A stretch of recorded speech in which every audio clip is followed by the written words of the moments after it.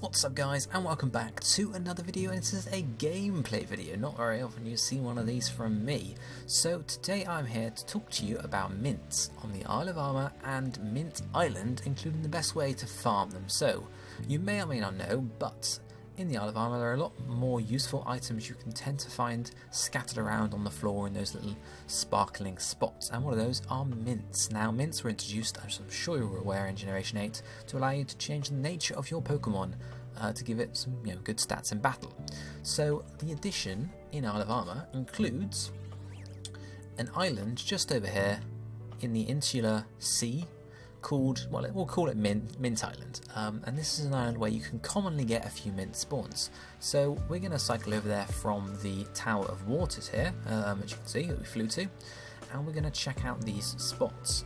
As I say, I'm going to go on and sort of cover how the best way to farm these guys is. The reason for this being, of course, sparkling items respawn daily, so of course you're going to want to be resetting the day, I suppose, is what you could say there.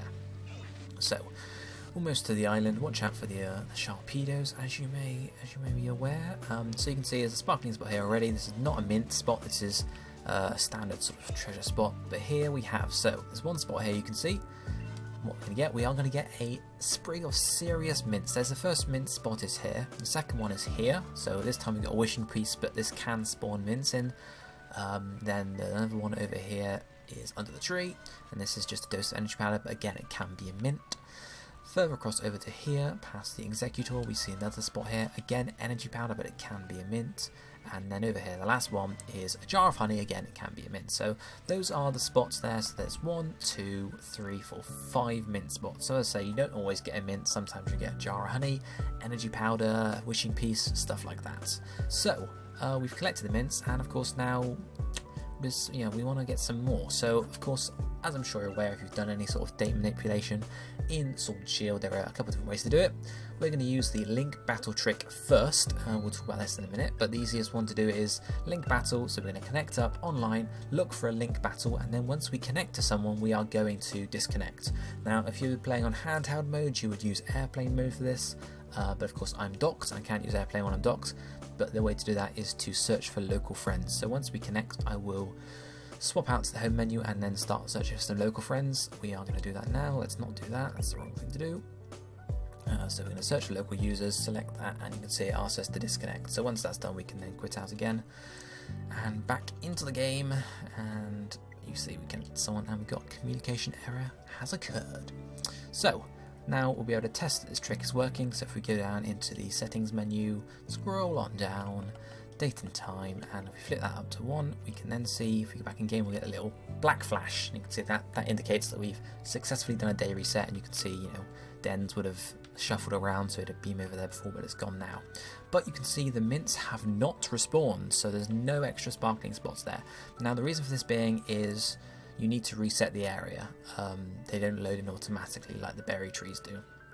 2 ways to do this. One would be to fly down to the Tower of Waters here, and then you can cycle back up and they'll reload in, or similarly you could probably cycle over to the Honeycomb Sea or Stepping Stone Sea and just sort of cause an area reset there. That's one way to do it. The other way is to go into Pokemon Camp, again because this unloads the standard wild area and will load in Pokemon Camp here. So if we quit this out quickly, we'll be able to see that the items have now respawned once we get here eventually. So you can see now sparkling spots there again. We've got a jar of honey, then we're going to get another jar of honey, then over here we are going to get ourselves a jar of honey. Ooh, love a jar of honey.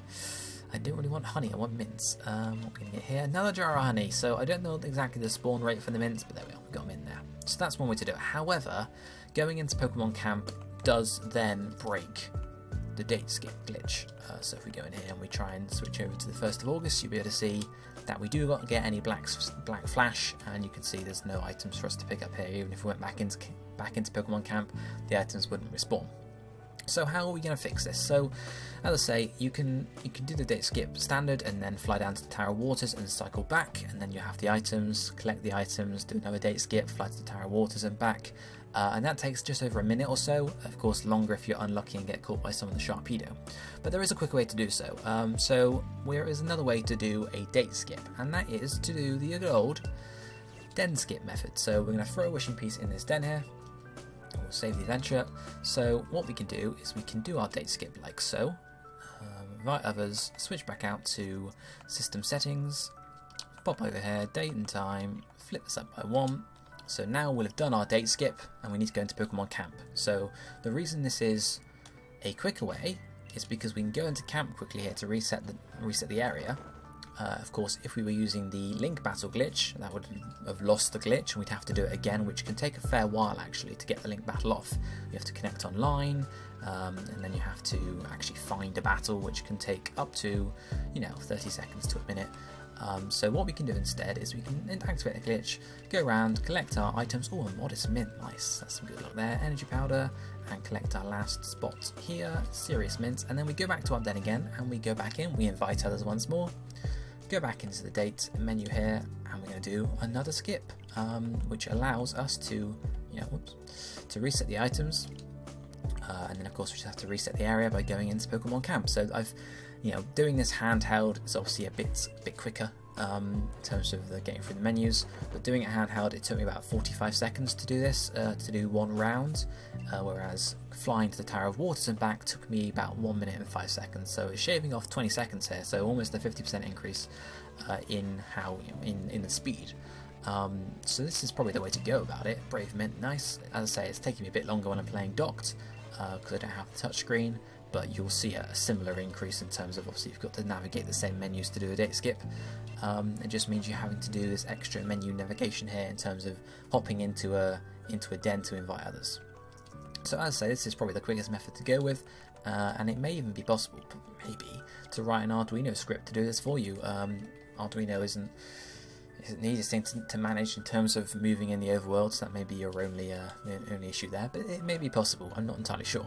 As I say though, it is the quickest way to do it. And as I say, five spots for your mints, 45 seconds, you're not going to get 5 mints every time, maybe you get 2, so maybe 2 mints a minute is pretty good. Of course, most of the mints aren't going to be relevant. Really the only mints you want to get are Adamant, Jolly, Modest, Timid, and maybe Quiet and Brave are the 2 other ones, so you can get some Trick Room stuff going, but over time you'll start collecting some more. So while we're also here, there are a couple of other item spots on the island which are worth maybe taking advantage of. There's one over here by the tree, which always gives you a Galarica twig, so of course, since you're cycling around and collecting items anyway, you may as well pick up the twig every now and again, so you've got some in reserve when you need to evolve a Slowpoke into a Slowbro. And there's also one down here on the beach.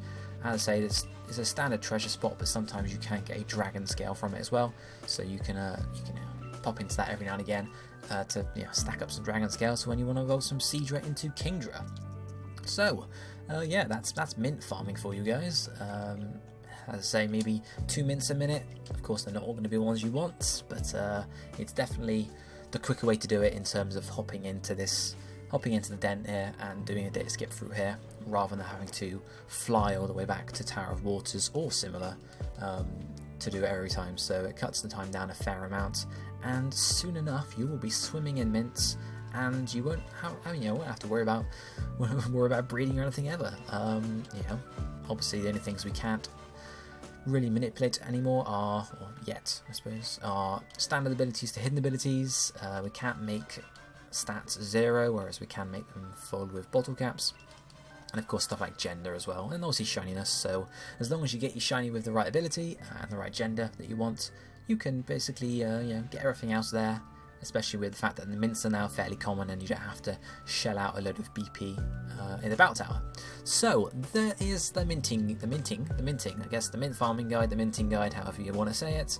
I hope you guys enjoyed the video. If it helped you out, let me know down below, and let me know what you're going to use your mints on. You've got some shinies, or even some shinies from older games that aren't the best nature, but you're going to mint them up, bottle cap them up, and they're going to be perfect, just like the Zoroark. Thanks for watching, guys. I hope you have a nice day. I shall see you next time. Goodbye, my friends.